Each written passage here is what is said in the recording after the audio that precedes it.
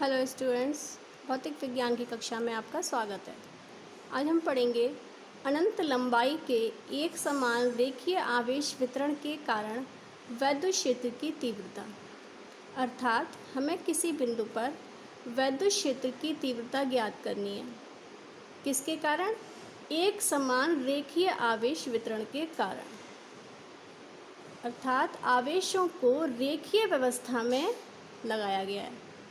ठीक है, और ये व्यवस्था कैसी है? एक समान, अर्थात आवेशों का वितरण एक समान है। ऐसा नहीं है कि कहीं पर आवेश अधिक और कहीं पर आवेश कम है।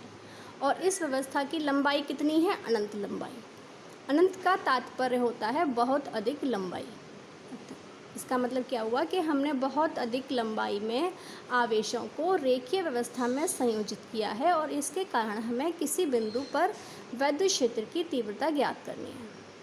ठीक है, माना कि इस व्यवस्था के एकांक लंबाई में आवेश है लैम्डा। इसका मतलब रेखीय आवेश घनत्व हो गया लैम्डा। और ये है बिंदु P जिस पर कि हमें वैद्युत क्षेत्र की तीव्रता ज्ञात करनी है। इसकी आवेश वितरण से दूरी है स्मॉल r। अब हम क्या करेंगे कि बिंदु P को लेते हुए एक गॉसियन पृष्ठ ड्रॉ करेंगे। क्योंकि हमारी व्यवस्था, आवेशों की व्यवस्था रेखीय है, इसीलिए हम गॉसीय पृष्ठ कैसा लेंगे? बेलनाकार लेंगे। और बिंदु P उस गॉसीय पृष्ठ के वक्रीय भाग में है। इस बेलन के 3 भाग हो रहे हैं ना, एक तो हो गया समतल भाग, समतल 1, समतल 2 और एक हो गया इसका वक्रीय पृष्ठ। क्योंकि हमारे पास जो आवेश हैं ये कैसे हैं? धनात्मक हैं। तो धनावेश के कारण किसी बिंदु पर वैद्युत क्षेत्र की तीव्रता की दिशा क्या होती है? आवेश के परे होती है। तो बिंदु P पर वैद्युत क्षेत्र की दिशा क्या होगी? आवेश के परे होगी। यानी देखिए क्षेत्र के जो क्षेत्रफल है, जो वक्रीय पृष्ठ है उसके बाहर। अब हम क्या करेंगे कि बिंदु P पर हम एक छोटा सा क्षेत्रफल अवयव लेंगे। ठीक है, अब इस क्षेत्रफल अवयव को हम सदिश के रूप में अगर देखें तो देखिए क्षेत्रफल अवयव क्या होता है? अगर सदिश के रूप में लिखेंगे तो ये होता है dA इक्वल टू dA सदिश इक्वल टू dA और दिशा क्या है? n cap. इसका मतलब क्या हुआ कि परिमाण तो क्षेत्रफल के बराबर हो गया और दिशा क्या है? क्षेत्रफल के लंबवत।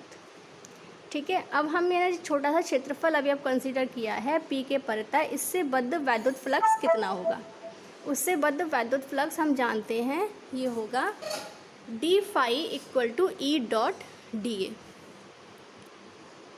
अगर हमें संपूर्ण गॉसीय पृष्ठ से बद्ध फ्लक्स निकालना हो तो फिर हम क्या करेंगे? हम इसको इंटीग्रेट करेंगे पूरे गॉसीय पृष्ठ के लिए। ठीक है, तो हमने इसको इंटीग्रेट किया पूरे गॉसीय पृष्ठ के लिए, तो हमें क्या मिलेगा? वैद्युत फ्लक्स मिलेगा जो कि संपूर्ण गॉसीय पृष्ठ से बद्ध है। ओके, अब देखिए गॉसीय पृष्ठ, ये गॉसीय पृष्ठ के 3 भाग हैं, समतल 1, समतल 2 और वक्रीय भाग। ओके, अब देखिए जो दोनों समतल पृष्ठ हैं, समतल 1 और समतल 2, इन पर अगर हम एक छोटा सा क्षेत्रफल अवयव लें तो उसकी दिशा होगी क्षेत्रफल के बाहर की ओर लंबवत। और देखिए इस बिंदु पर वैद्युत क्षेत्र की दिशा E, ये दोनों एक दूसरे के परपेंडिकुलर। ऐसे ही यहाँ पर भी दोनों एक दूसरे के परपेंडिकुलर। अगर हम E डॉट dA को अगर हम खोलेंगे तो हमें मिलेगा E dA cos 90 समतल 1 के लिए, और समतल 2 के लिए भी हमें मिलेगा E dA cos 90। cos 90 का मान 0 होता है। और वक्र पृष्ठ पर देखें, वक्रीय पृष्ठ के लिए E और dA एक दूसरे के समांतर हैं। यहाँ समांतर मतलब थीटा की वैल्यू कितनी हो गई? 0 डिग्री।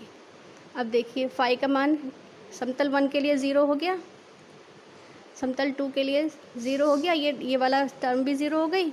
वक्रीय के लिए टर्म क्या आ गई? E dA, क्योंकि cos 0 का मान हो गया 1, यानी हमें मिल गया E dA वक्रीय तल के लिए। यानी कि जो कुल इलेक्ट्रिक फ्लक्स है गॉसियन पृष्ठ से बद्ध, वो किस में मिलेगा? केवल वक्रीय भाग में मिलेगा। दोनों समतल से बद्ध इलेक्ट्रिक फ्लक्स 0 है।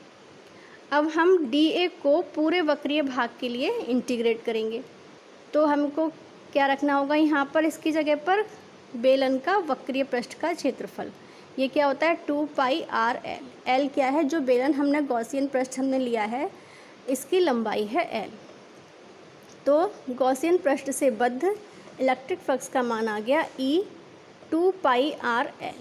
ये इक्वेशन नंबर 1। अगर हम गॉस के नियम से निकालें तो गॉसियन पृष्ठ से बद्ध इलेक्ट्रिक फ्लक्स कितना होता है, Q/ε0, जहाँ पर कि Q क्या है, गॉसीय पृष्ठ से परिबद्ध आवेश। अब गॉसियन पृष्ठ से परिबद्ध आवेश कितना है, एकांक लंबाई में लैम्डा है और पूरी लंबाई इसकी है स्मॉल l, तो पूरी लंबाई में कितना आवेश होगा इससे परिबद्ध, लैम्डा l। तो देखिए अब हम Q की जगह पर यहाँ पर क्या रख देंगे, लैम्डा L/ε0।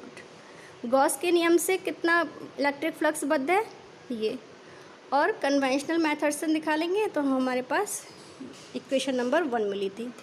इक्वेशन 1 और 2 को हम इक्वल कर देंगे तो फिर ये हमें क्या मिलेगा, दोनों को हमने इक्वल कर दिया, E2πrl और गॉस के नियम से मिला था लैम्डा L/ε0। ठीक है, L से L कैंसिल हो गया, इसको हम सॉल्व करेंगे तो हमें क्या मिलेगा, E=1/2πε0 λ/r। अब हम यहाँ पे क्या करेंगे, यहाँ पर हमने 2 का गुणा कर दिया, ठीक है, और ऊपर भी 2 का गुणा कर देंगे, ये हो जाएगा 2 लैम्डा और ये हो गया 4πε0। तो वेक्टर की फॉर्म में लिखेंगे तो क्या आएगा, E=1/4πε0 2 λ/r, और त्रिज्य रेखीय दिशा r की दिशा बाहर की ओर। ठीक है, इसलिए हमें वेरिएशन क्या बताता है कि जो E है जो इलेक्ट्रिक फील्ड है उसका वेरिएशन क्या होगा, इन्वर्सली प्रोपोर्शनल टू r। जैसे जैसे दूरी बढ़ेगी वैसे वैसे विद्युत क्षेत्र का मान कम होता जाएगा।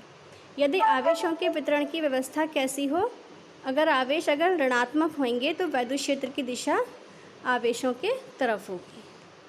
धन्यवाद।